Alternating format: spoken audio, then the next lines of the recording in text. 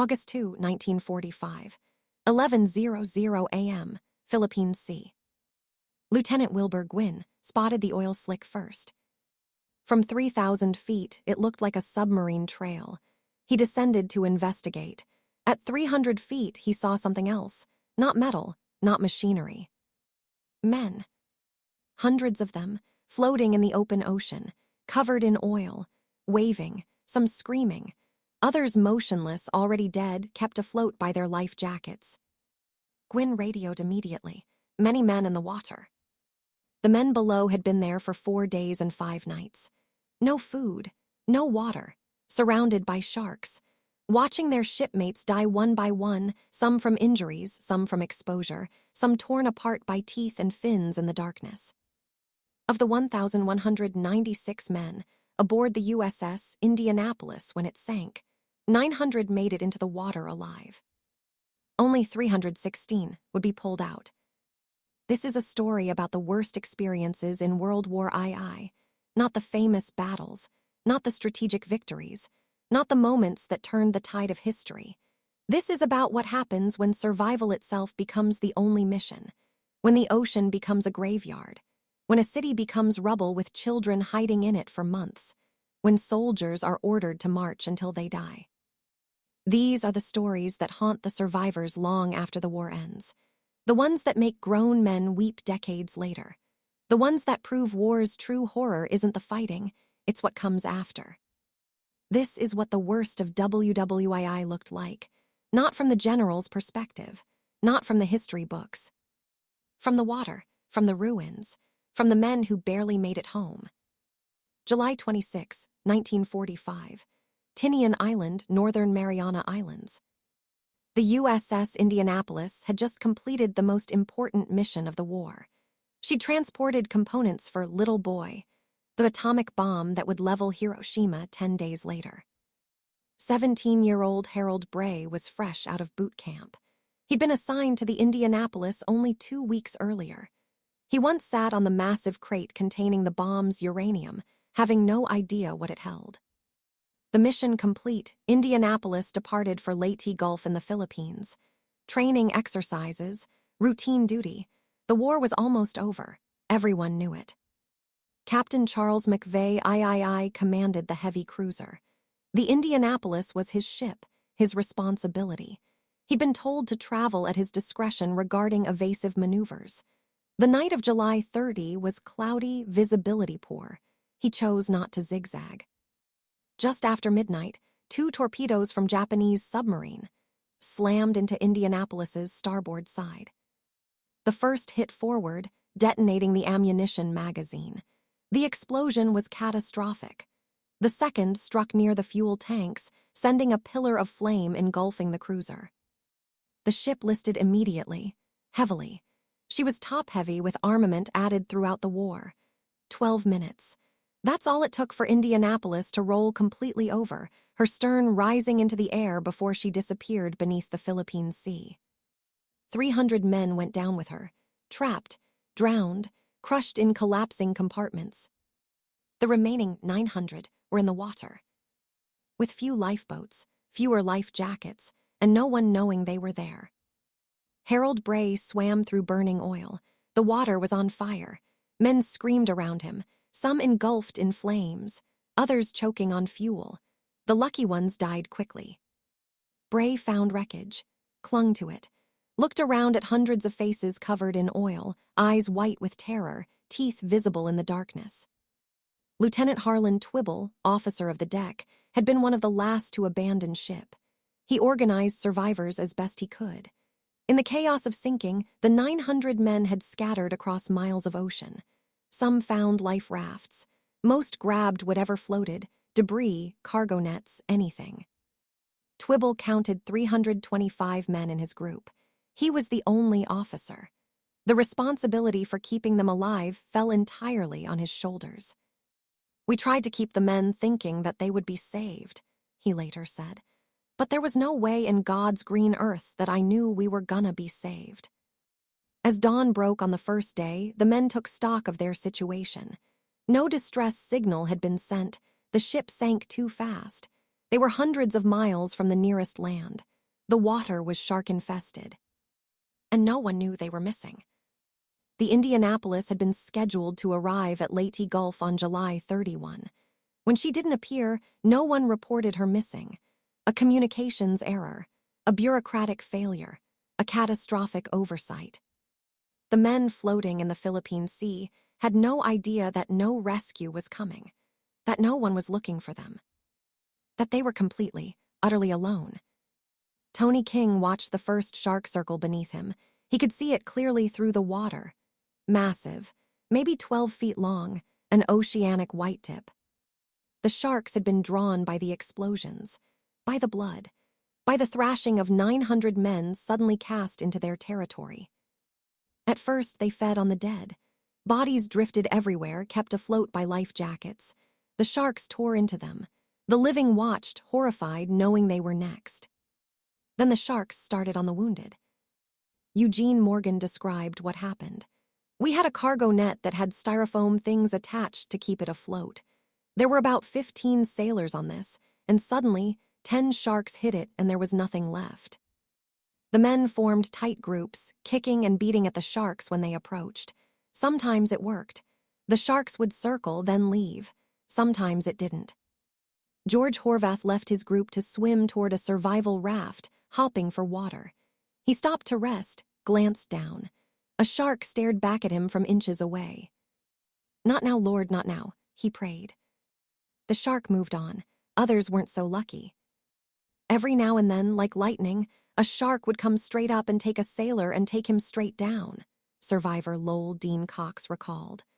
One came up and took the sailor next to me. It was just somebody screaming, yelling, or getting bit.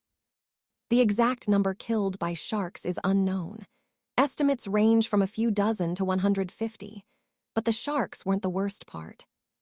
The worst part was watching it happen, knowing you could be next, waiting in the darkness for teeth to find you. By the second day, men started hallucinating. The sun scorched them during the day. Temperatures dropped at night, bringing hypothermia. Saltwater poisoning set in, hypernatremia from dehydration. Their tongues swelled. Their lips cracked and bled. Their skin peeled off in sheets. Some men, desperate for liquid, drank seawater. It only made things worse. The salt accelerated dehydration, drove them insane. Tony King described men claiming the ship wasn't far away, just over the horizon, that there were pretty girls bringing fresh buttermilk biscuits, cold drinks, salvation. Men swam away from the groups, chasing these visions. They never came back. Others became violent, fought over the few supplies they had, turned on each other. The dying started killing the dying for scraps of food, for medicine that didn't exist, for reasons that made no sense except in minds shattered by 4 days of hell. Twibble made a terrible decision. The dead men were tied to wreckage to keep track of bodies, but they attracted sharks, and they reminded the living of their fate. He began cutting them loose, pushing corpses away into the open ocean. "My fear was really for the men, not for myself," he said. "My biggest concern was that the people we could save, we saved them." Day 3, day 4, the men stopped counting. Time lost meaning, reality became fluid, the line between living and dead blurred. Harold Bray watched friends disappear. Every time you looked around, somebody was gone, he remembered decades later. The sharks were there. That was a terrible scene. The sharks got a few young guys. Oh, I don't want to talk about it. His voice still broke 80 years later. August 2, 1945. 4 days and 5 nights since the sinking. Lieutenant Gwynn wasn't supposed to be there. His patrol route had been different. A malfunctioning antenna forced him to fly manually, taking him over a different section of ocean. He saw the oil slick, descended to investigate, found the men. His radio call, many men in the water, alerted a PBY Catalina flying boat piloted by Lieutenant Adrian Marks. Marks arrived at the scene and immediately understood the situation was desperate. Against orders, Catalinas weren't designed to land in open ocean. Marks set his plane down in 12-foot swells. He and his crew began pulling men from the water, lashing them to the wings when the interior filled. The destroyer USS Cecil Doyle arrived after dark. Throughout the night, destroyers and the PBY pulled survivors from the water, oil-covered faces, swollen from exposure, barely conscious. Of 900 men who entered the water, only 316 were rescued alive. 2 more died shortly after from their injuries. Nearly 600 men died in those 5 days, from injuries, from exposure, from dehydration, from sharks, from madness, from giving up. The survivors were taken to hospitals, treated for their wounds, sent home. Then told never to speak of it. Captain Charles McVay survived. He was among those pulled from the water, wounded but alive. In November 1945, he was court-martialed, charged with hazarding his ship by failing to zigzag and failing to order abandoned ship in time. The Navy needed someone to blame. They chose McVay. At his trial, the prosecution brought in an unusual witness, Commander Machitsura Hashimoto, the Japanese submarine captain who sank the Indianapolis. Hashimoto testified that zigzagging would have made no difference. He would have sunk the ship anyway. McVay was convicted anyway, of hazarding his ship, the only ship captain in U.S. Navy history court-martialed for losing his vessel in combat. Many survivors spoke in his defense. They insisted he wasn't to blame. The Navy had failed to warn him about enemy submarines, failed to provide an escort, failed to report the ship missing when it didn't arrive.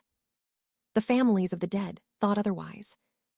Christmas cards arrived at McVay's home. "Merry Christmas. Our family's holiday would be a lot merrier if you hadn't killed my son." The guilt mounted. The accusations never stopped. On November 6, 1968, at age 70, Captain Charles McVay III took his own life. He was found clutching a toy sailor he'd been given as a boy for luck. It wasn't until 2001, after a 6th-grade student named Hunter Scott researched the Indianapolis for a history project and testified before Congress, that McVay was officially exonerated. 33 years too late. December 1942, 6,000 miles from the Philippine Sea, Stalingrad, Soviet Union. While the Indianapolis wouldn't sink for another 2.5 years, another horror was already unfolding.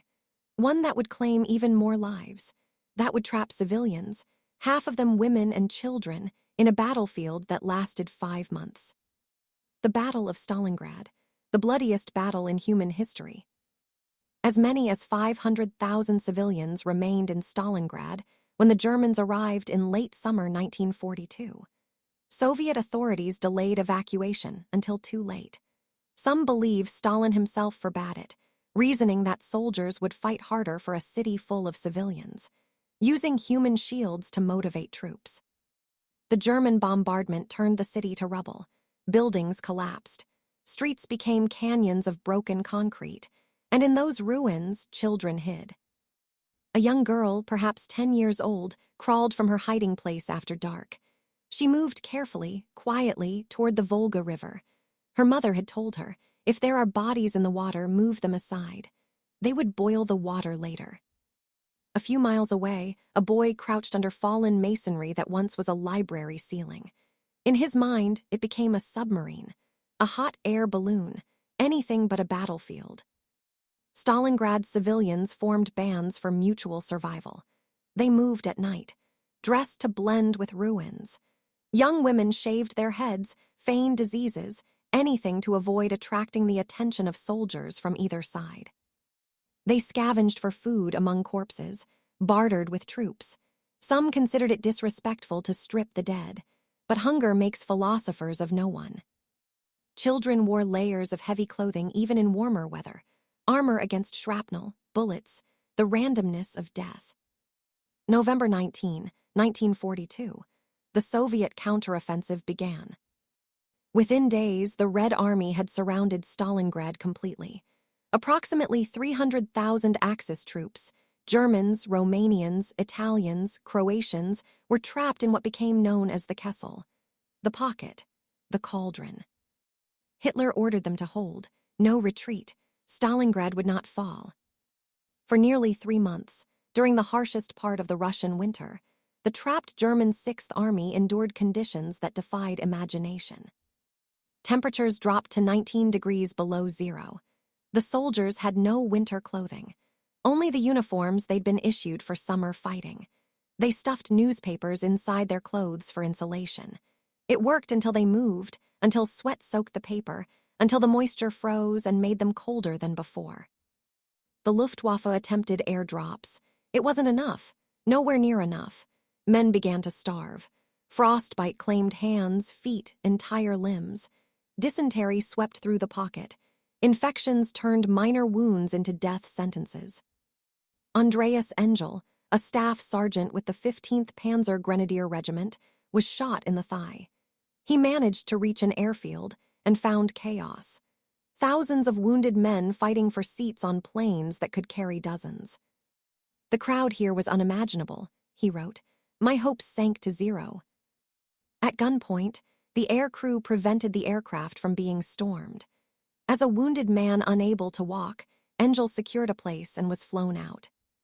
Before leaving, an officer made him swear never to speak of what he'd seen. This was a Führerorder. Most never got out. They stayed in the Kessel until the end, until surrender or death, whichever came first. February 2, 1943, the Battle of Stalingrad ended. Of approximately 300,000 Axis troops trapped in the pocket, 91,000 surrendered. The rest were dead, from combat, from starvation, from frostbite, from disease.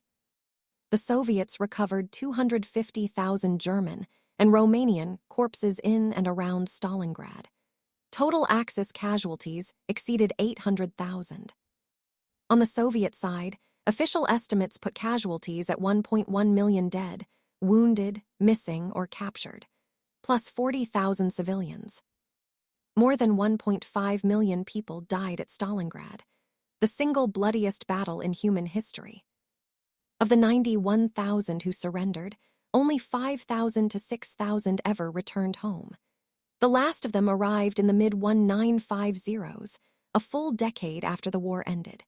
The rest died in Soviet prison camps and labor gulags. But here's what's almost incomprehensible. After the fighting ended, when Soviet forces entered the ruins, they found civilians, still alive, still there. The Stalingrad Party Committee conducted a census. They found 9,976 civilians who had survived the entire 5-month battle, living in the ruins, hiding in cellars, scavenging among corpses. Among them were 994 children. Only 9 were reunited with their parents. An American aid worker arrived shortly after liberation to distribute clothes. She wrote about what she found. Most of the children had been living in the ground for 4 or 5 winter months. They were swollen with hunger. They cringed in corners, afraid to speak, to even look people in the face. They'd survived, but survival looked like this: malnourished, traumatized, orphaned, unable to speak. 5 months in hell. 5 months as a child watching the world end around you. The Soviet government sent them to state orphanages. No counseling, no acknowledgement of what they'd endured, just work clearing rubble from the city that had become their tomb. April 9, 1942, Bataan Peninsula, Philippines. Before the Indianapolis, before Stalingrad, another horror unfolded in the Pacific. When the Battle of Bataan ended, approximately 75,000 Allied troops became prisoners of war, 12,000 Americans and 63,000 Filipinos. They'd held out for 4 months, longer than any other force in the Pacific. General Douglas MacArthur had already fled to Australia, promising, "I shall return." The men he left behind faced something that would become known as the Bataan Death March. Japanese forces, unprepared for the massive number of POWs, ordered all 75,000 to march. Through the jungle, in brutal heat, with no adequate food or water. Japanese military culture viewed surrender as disgraceful. Prisoners deserved no mercy. The guards beat captives constantly, randomly. Anyone who fell behind from exhaustion, dehydration, or heat stroke was beheaded or left to die. Estimates suggest 2,500 Filipinos and 500 Americans died on the march itself. Just the march, not even counting what came after. Those who reached the camps faced continued brutality. Random beatings, starvation rations, disease. 1 in 3 POWs held by Japan died during the war. Compare that to 1 in 25 held by Germany. Robert Piercy, an American POW, kept a diary on whatever scraps he could find. Old maps, hospital forms, labels peeled from food cans. He documented everything. The diseases, the beatings, the slow starvation, the theft among prisoners desperate to survive. 2 aspects of it were profound to me, his nephew later said. The cruelty imposed upon the prisoners and the need to survive, the turning of American prisoners upon each other for food and medicine to survive. They're all on death's doorstep, and if you turn your back on your food, it was gone. In October 1944, Piercy was forced aboard the Arisen Maru, a Japanese ship transporting POWs to forced labor. On October 24, an American submarine torpedoed the unmarked vessel, not knowing it carried American prisoners. Only 9 POWs survived the sinking. Piercy wasn't one of them. But his diary survived. He'd left it with 2 POWs too sick to travel. 70 years later, it reached his family, one of the few testimonies from Japanese camps to make it home. Most stories died with the men who lived them. Harold Bray is 97 years old now, the last living survivor of the USS Indianapolis. His shipmate Cletus Lebo died in September 2022, leaving Bray alone with the memories. In 2023, the city of Benicia, California, honored him with a life-size bronze statue, him as a young sailor, fresh from boot camp before everything changed. I was wondering why they picked me, Bray said. I didn't do anything spectacular. He never returned to sea. The Navy didn't ask him to. To this day, he's not comfortable on water. The survivors of Stalingrad, both German and Soviet, carried their trauma in silence for decades. The Soviet government suppressed civilian stories, preferring propaganda of heroic soldiers to the reality of children hiding in rubble for 5 months. German survivors returned to a country that didn't want to hear about defeat, about freezing to death in Russia, about the Kessel. Go home and forget about it, the Navy told Indianapolis survivors. Don't even talk about it. Harold Bray's parents never knew what their son endured. He kept it secret. Most survivors did. Until decades later, when the silence became unbearable, when reunions started, when they realized the only people who understood were others who'd been there. Very healing, Bray's daughter said of the reunions. Because they had been instructed, go home and forget, don't talk about it. But you can't forget. You can't stop seeing the faces of friends who disappeared. Can't stop feeling the shark brush past your leg. Can't stop hearing the screaming. Can't stop watching children crouch in ruins, too afraid to look anyone in the face. Survival doesn't mean recovery. It just means you're still breathing. The worst WWII stories aren't about heroes. They're about ordinary people, sailors, soldiers, children, forced into situations no human should face. They're about floating in shark-infested waters for 5 days while the world moves on, not knowing you're there. About hiding in the ruins of your city for 5 months, scavenging food from corpses, watching your parents die. About marching until you die because surrender meant you deserved no mercy. About being trapped in a frozen pocket for 3 months, slowly starving, knowing no rescue is coming. These stories don't inspire. They horrify. They reveal that war's true cost isn't measured in strategic victories or territory gained. It's measured in trauma that never heals, in nightmares that last 80 years, in survivors who carry guilt for outliving their friends. It's measured in the things we tell people not to talk about. August 2, 1945, 11:00 a.m., Philippine Sea. Lieutenant Gwyn's patrol plane circles above the oil slick. Below, hundreds of men wave frantically, covered in oil, burned, dying. Many are already dead, kept afloat by life jackets. arms spread in grotesque crucifixion poses. Gwyn radios, many men in the water. Help is coming, but for 600 men, it's already too late. They died while waiting, while hopping, while watching sharks circle, while losing their minds to dehydration and sun and the absolute certainty that no one was coming to save them. The rescue ships arrive, pull 316 men from the water.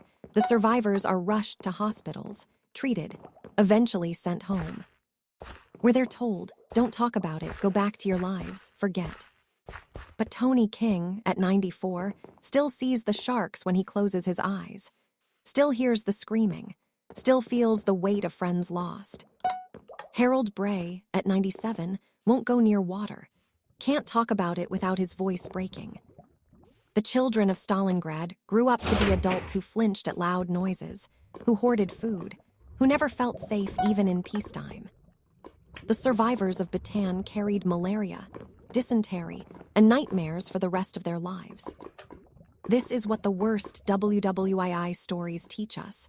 Survival isn't victory. It's just another kind of burden, one you carry alone in silence because no one else can understand. One you carry until the day you die. And even then, it doesn't end. It transfers to the families, to the children who wonder why dad won't talk about the war, to the grandchildren who find journals tucked away in attics, to historians piecing together testimonies decades later. The worst stories don't die with the survivors. They echo, they haunt, they demand to be remembered even when remembering hurts.